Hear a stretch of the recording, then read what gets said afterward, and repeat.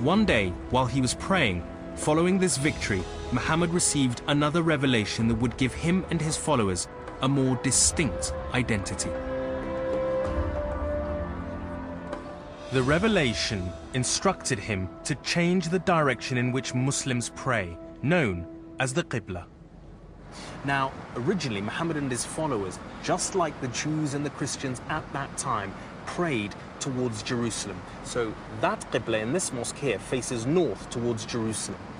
But then, according to tradition, Muhammad turned the whole congregation around and made them pray in that direction, towards the Qibla facing Mecca. And for that reason, this mosque is known as the Mosque of the Two Qiblas. Now, this seemingly simple change was actually really quite profound because it marked, first of all, the emergence of a new and proud identity, that of the Muslims, which was different in how they prayed towards the Jews and the Christians.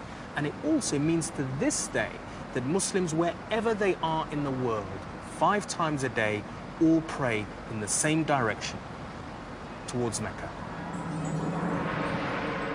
This change of the direction of prayer from Jerusalem to Mecca is a curious moment. And some hostile commentators have seen the early element of Islam as being too Judaizing and, drawn towards the Holy Land, and Christianizing about Islam as being a revival movement that's going to submerge the Holy Land of all its problems and create this one sort of unified sort of faith, but leaning very strongly on these previous traditions. One could imagine a process where, as Islam wants to build its distinct institutions, one of the other things that it develops is, of course, its own spiritual center, Mecca. And so one could imagine Mecca being consciously chosen as a way of distinguishing this new faith from the ones that had gone before. But not all the people of Medina welcomed this move to create a more Muslim identity. In particular, some of the more prominent Jewish tribes. I can certainly envisage that the idea that one should pray to anywhere other than Jerusalem would have aroused enormous suspicion amongst the Jewish tribes of the peninsula at that time.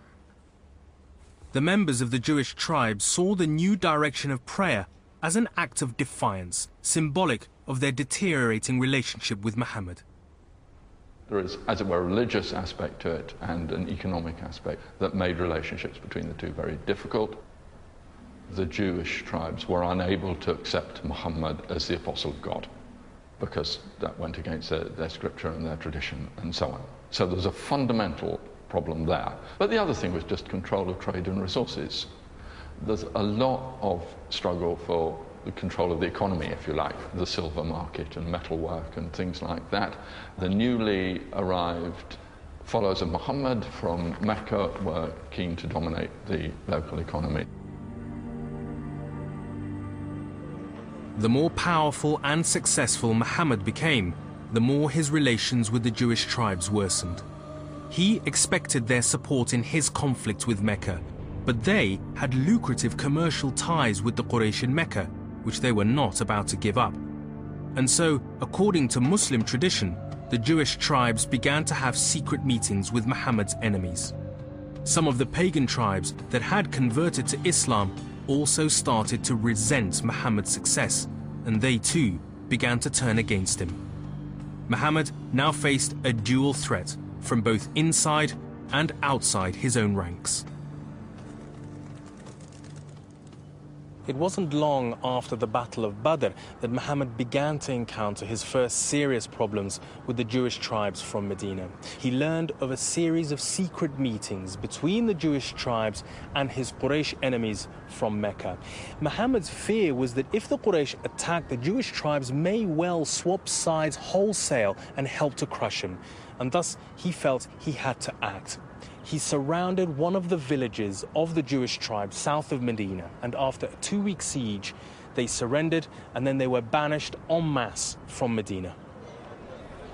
Part of the Constitution of Medina had been a compact in which people of different tribes and faiths could live together, that Jews had a right to live and function within the society commercially, to practice their faith, but that what they owed the state was their loyalty.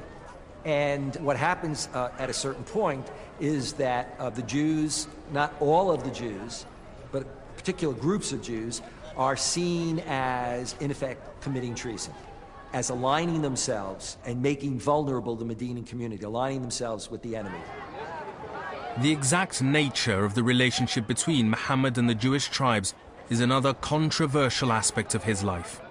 Most Muslim scholars regard the Constitution of Medina as a formal treaty between the two, and that when some of the Jewish tribes met with Muhammad's enemies, they broke that treaty. Others dispute this interpretation. You speak about controversies or differences of opinion about the Treaty of Medina. Spell it out. This is a dispute that I don't think historians can solve. It's interesting that we don't really have any reliable, independent, contemporary Jewish sources for this. So you can take the view that they did enter into a treaty and then they broke it, or you can take the view that the treaty was a Muslim chronicler's invention in order to justify ex post facto what had happened. There's a spark of realpolitik, of power politics, by expelling these very wealthy communities who had put themselves, in each case, in a treasonable situation. On one level, the Prophet came with a whole lot of penniless migrant refugees, and certainly when the first Jewish clan who owned all this property, owned all the valleys, when they had broken the pact and negotiated with an outsider, they meant the whole point of him coming to Medina was that he was going to be the chair and stop all of this schism. At that time, the acceptable punishment for treason was death. So the fact that Muhammad only banished this Jewish tribe from Medina might suggest he was still hoping for some kind of reconciliation with the others. But relations between the two sides remained fraught. Another event was to increase the tension even more. Almost exactly a year after the Battle of Badr, the Quraysh returned to Medina looking for vengeance with a new army 3 times larger than Muhammad's. This was no longer a tribal squabble, but an all-out war of extermination. Once again, Muhammad decided to meet the Meccan forces outside of the oasis here at Mount Uhud. But his forces were greatly depleted.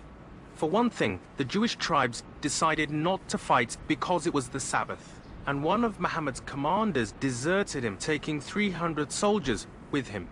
The Meccans, on the other hand, were motivated by the desire for vengeance. This time, neither side was able to deliver a crushing blow, and the battle ended in a stalemate. It was a hard-fought battle. It was a draw, if you like. But the important thing was that the Muslim community of Muhammad in Medina survived. The crucial difference was that this time the Meccans had some inside help. According to Muslim tradition, some of the Jewish tribes in Medina were now actively helping Muhammad's enemies.